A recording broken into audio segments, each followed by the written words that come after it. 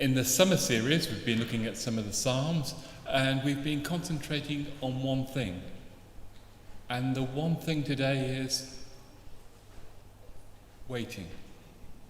Waiting is what we're going to be concentrating on.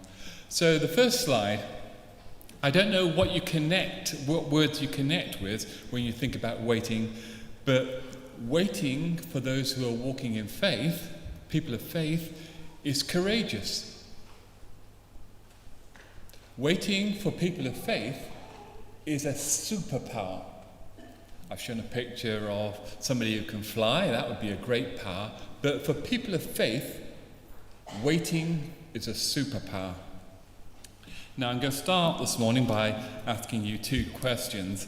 If I asked you to name your favourite Bible stories that involve significant waiting, what stories would be on your list? And as I reflected on that personally, I realised that there are very few stories in the Bible that don't involve waiting. Most stories involve waiting.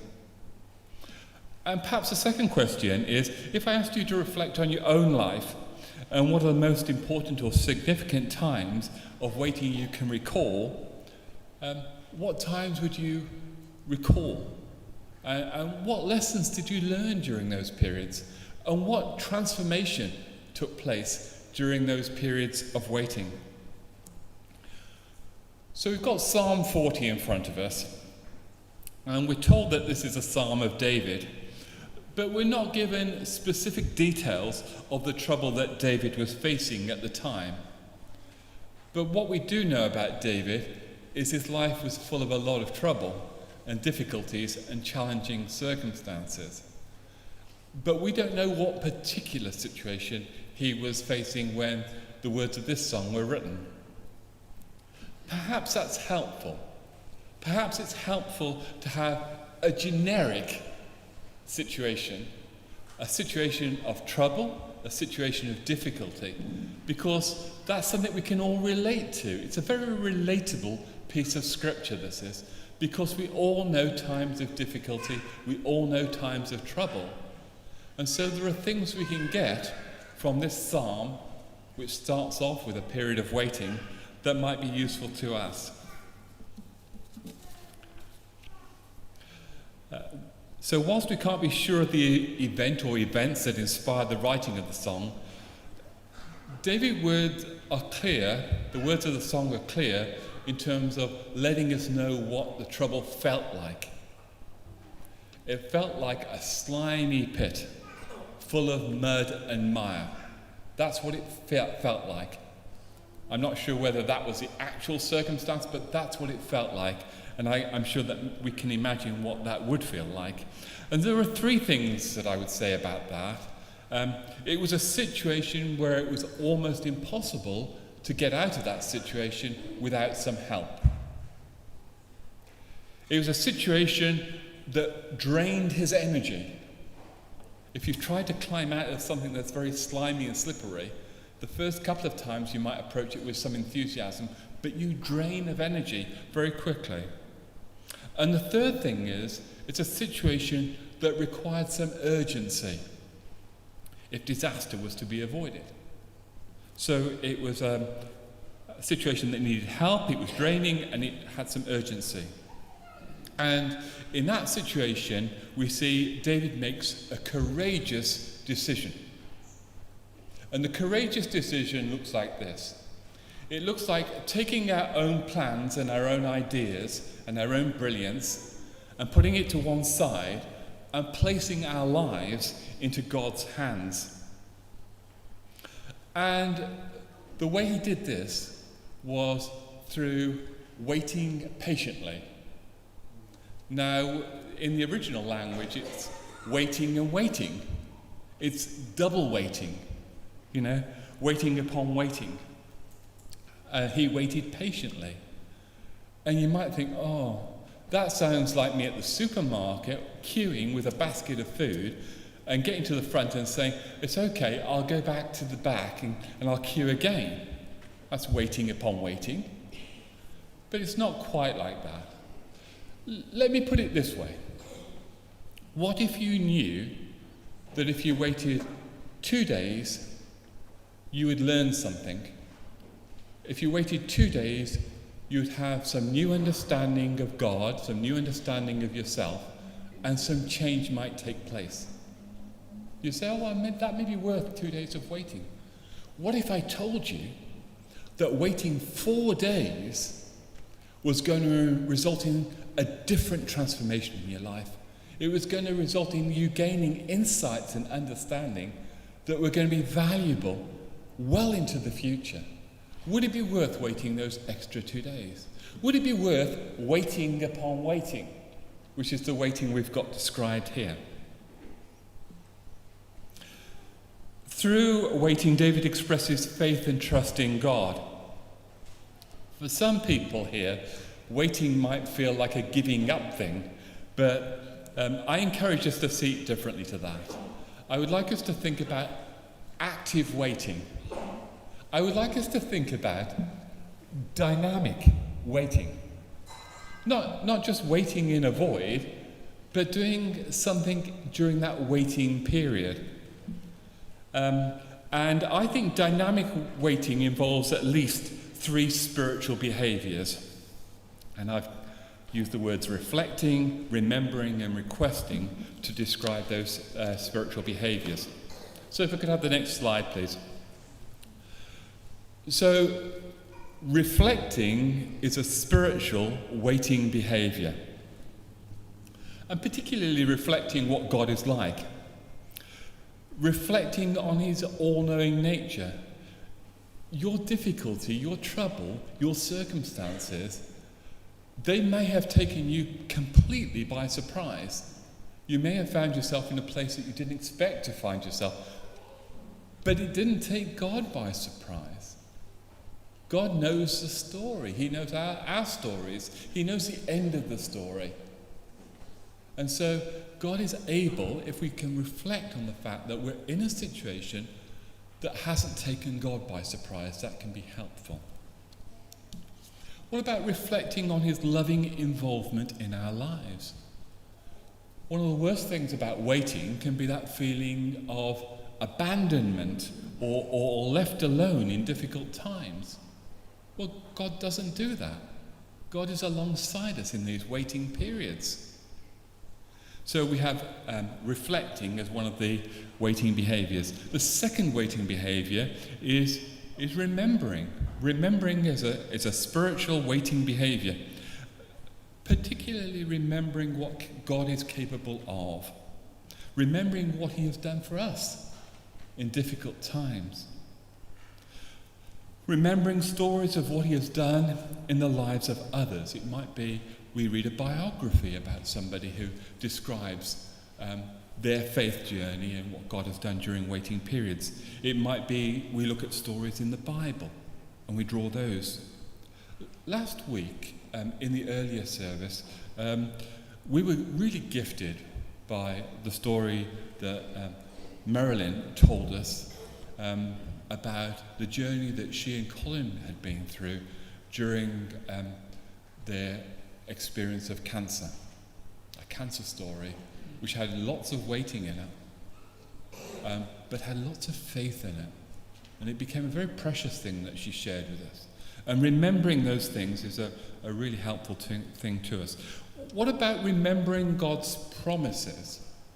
I'm not sure we're as good as we need to be at that. Promises are things that we need to take hold of, hold on to.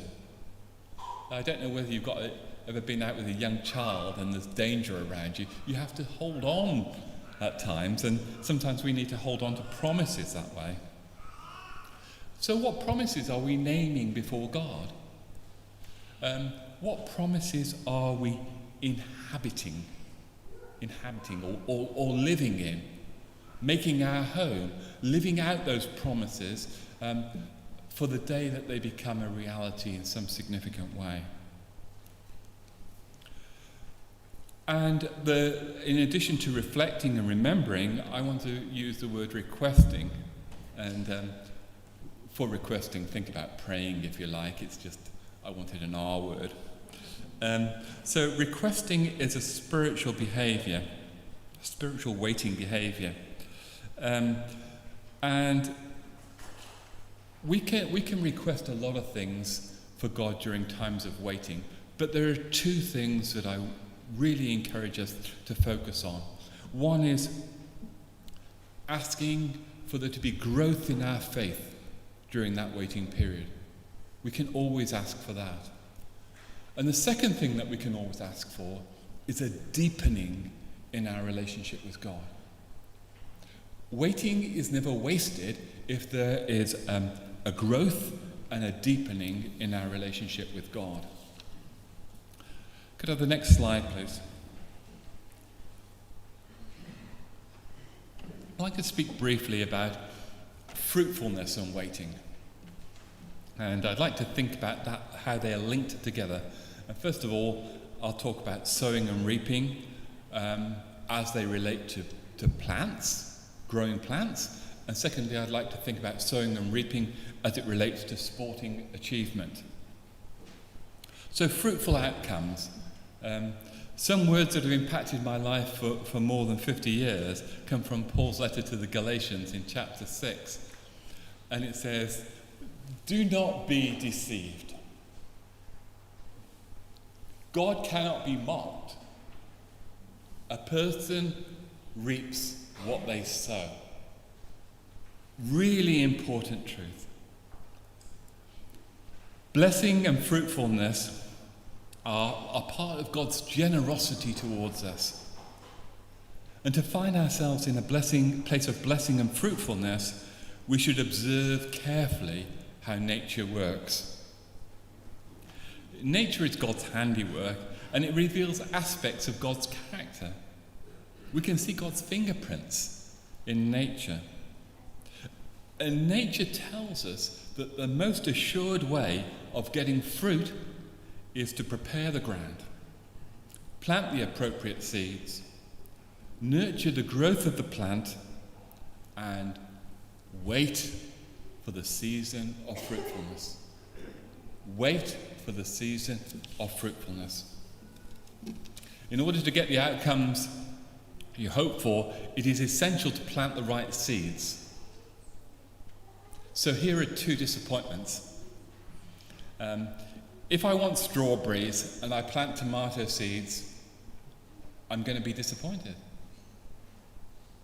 And the second disappointment is, if I plant a strawberry plant today and want strawberries tomorrow, I'm going to be disappointed. There is waiting involved. You need the right season in life. But if you carefully prepare the ground and plant a strawberry plant and nurture it and wait the appropriate time, you will have strawberries. But fruitfulness requires some preparation, requires the right seeds, requires the necessary nurture, and a time of waiting. I know I've said that 3 times, but it is an important thing. And as believers, I think we need to recognize that when it comes to fruitfulness in our faith journeys, sometimes we've planted the wrong seeds.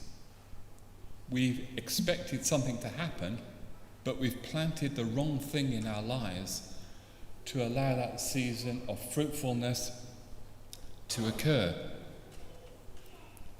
And sometimes we're expecting fruitfulness at the wrong season.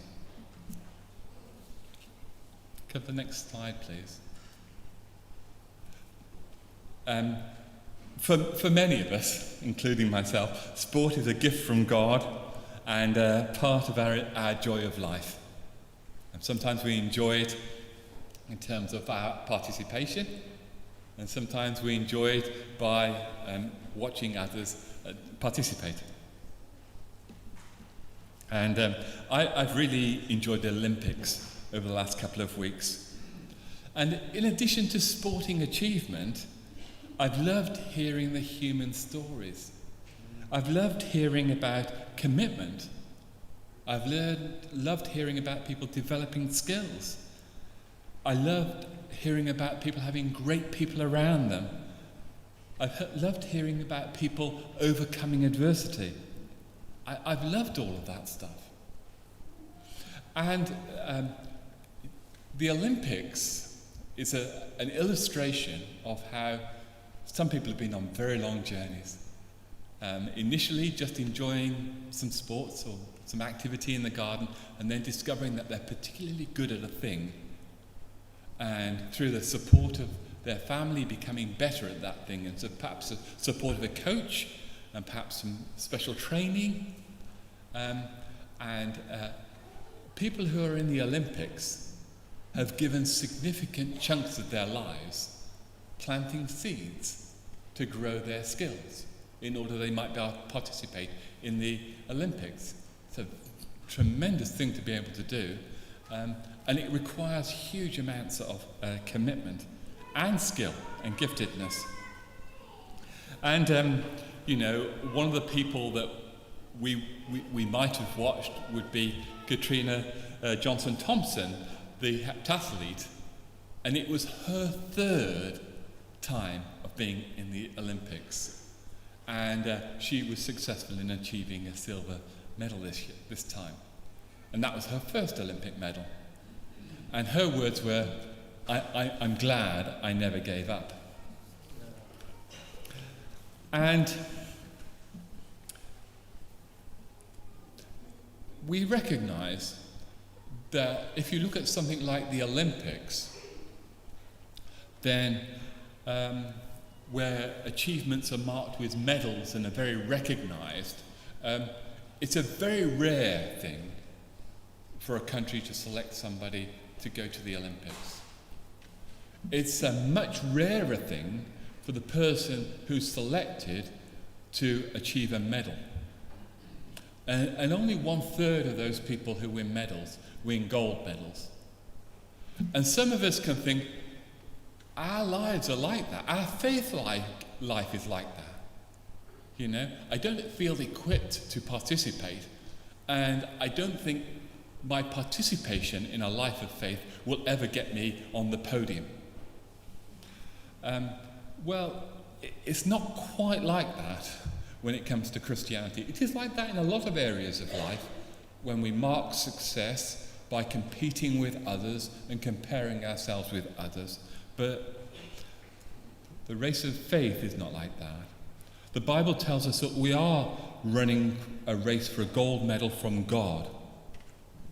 But it's not a race we run against each other. We're running a personal race that God has marked out for us. You can't overtake me, and I can't overtake you. We're each running our own race.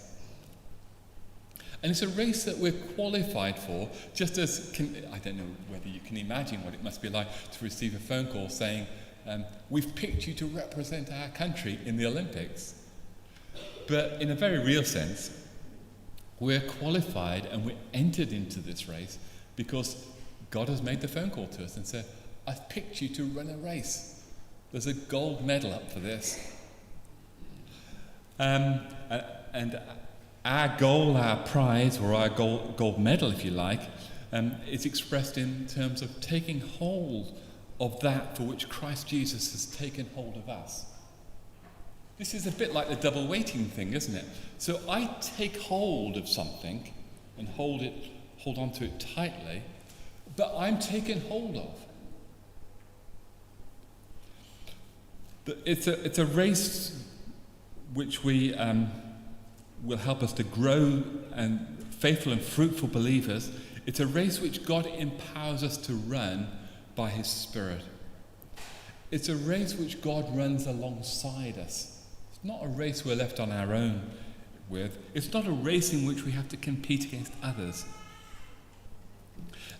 And it's a race which we as believers have the responsibility, not the opportunity, but the responsibility, it's a different word, the responsibility of cheering on other believers. I don't do enough of that. I just simply don't do enough of that. We need to cheer on other believers to help them to win the prize. And that's Hebrews chapter 12, verse 1. And in our race, there will always be times of waiting. But waiting isn't wasted.